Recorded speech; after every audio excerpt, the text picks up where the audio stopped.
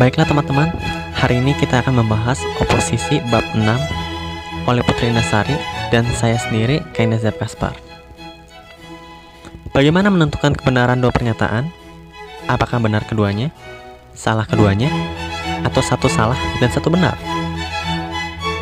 Macam-macam hubungan logika.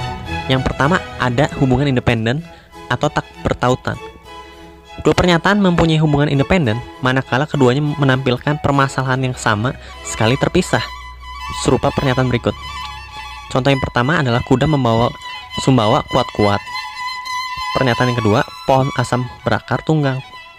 Kan gak ada kaitannya tuh antara kuda Sumbawa kuat-kuat dan pohon asam berakar tunggang. Sama sekali gak ada kaitan.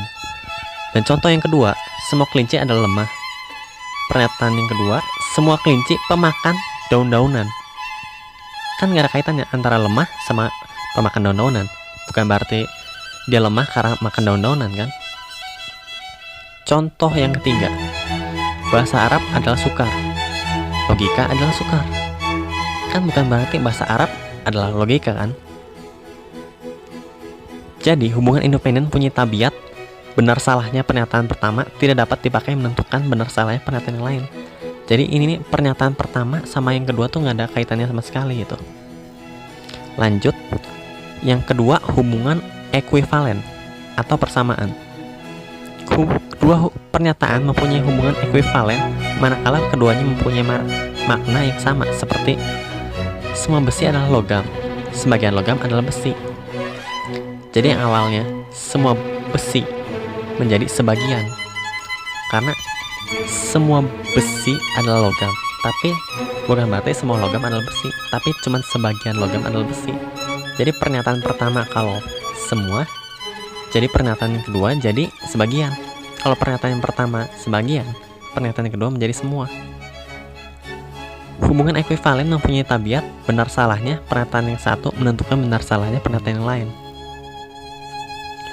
Yang ketiga ada hubungan kontradiktori atau pertentangan.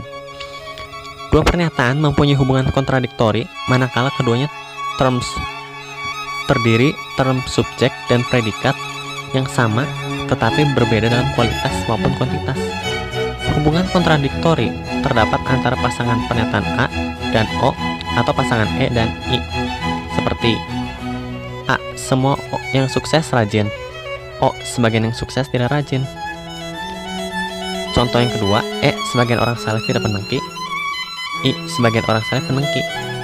Jadi di dalam contoh pertama ini terlihat kalau semua berubah jadi sebagian, dan yang tadinya rajin saja nggak ada kata tidaknya, jadi ada kata tidak rajin.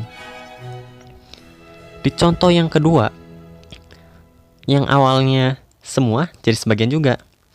Yang awalnya tidak penengki menjadi penengki. Jadi yang tidak ada menjadi ada. Jadi gampangnya kalau misalkan dalam kata-kata mah semua katanya menjadi sebagian, sebagian menjadi semua.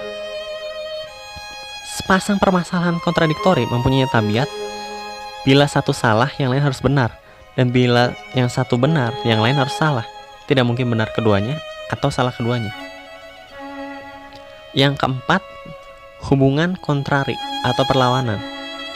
Dua pernyataan mempunyai hubungan kontrari manakala term subjek dan predikat kedua pernyataan itu sama. Kualitasnya sama-sama universal tetapi berbeda dalam kualitas. Hubungan kontrari terdapat pada pernyataan A dan E seperti yang A, semua politikus curang. E, semua politikus tidak curang. Yang E, semua harimau tidak pemarah. Yang A, semua harimau pemarah. Jadi dalam contoh pertama ini mirip kayak yang tadi, cuman tetap aja kata awalnya tuh tetap semua, nggak sebagian gitu. Jadi yang tadinya curang jadi tidak curang, yang tadinya tidak pemarah jadi pemarah. Jadi yang tadinya tidak jadi ada, yang ada jadi tidak. Hubungan kontrari mempunyai tabiat salah satu pernyataan harus salah dan bisa salah keduanya. Yang kelima ada hubungan subkontrari atau setengah perlawanan. Dua pernyataan mempunyai hubungan subkontrari manakala term subjek dan predikat pernyataan itu sama. Kuantitasnya sama-sama partikular berbeda dalam kualitas. Hubungan subkontrari terdapat pada pernyataan I dan O seperti contoh yang pertama, sebagian pedagang kikir, sebagian pedagang tidak kikir. Contoh yang kedua, sebagian mahasiswa tidak malas, sebagian mahasiswa malas. Di contoh pertama ini kita lihat mirip kayak yang tadi, seperti kontrari, perlawanan. Tetapi perbedaannya adalah kalau kontrari mah semua, kata awalnya semua. Kalau subkontrari itu sebagian semua awalannya. Tapi sama juga, yang kalau pernyataan pertama ada dan pernyataan kedua pasti tidak. Kayak contoh yang pertama nih, pedagang kikir, pernyataan kedua pasti tidak kikir. Kalau mahasiswa tidak malas, mahasiswa jadi malas. Jadi sama-sama kayak awalannya ada, jadi pernyataan kedua tidak. Kalau pernyataan pertamanya tidak, pernyataan keduanya ada. Hubungan subkontrari mempunyai tabiat salah satu pernyataan harus benar dan bisa benar keduanya. Yang keenam dan terakhir, hubungan implikasi atau mencangkup. Dua pernyataan mempunyai hubungan implikasi manakala term subjek dan predikat pernyataan itu sama-sama dalam kualitas tetapi berbeda dalam kuantitas.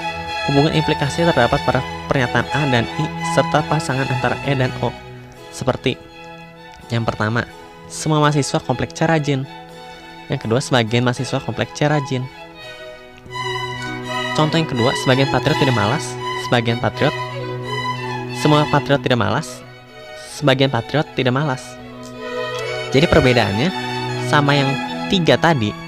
Ini nih awalannya berubah semua, tapi ada dan tidaknya nggak diubah. Jadi semua mahasiswa kompleks C rajin, sebagian mahasiswa kompleks C rajin. Cuman awalnya semua jadi sebagian, yang sebagian jadi semua. Hubungan implikasi mempunyai sifat bisa benar keduanya, salah keduanya, atau satu benar dan satu salah. Sekian, terima kasih untuk mendengarkan dan melihat video ini.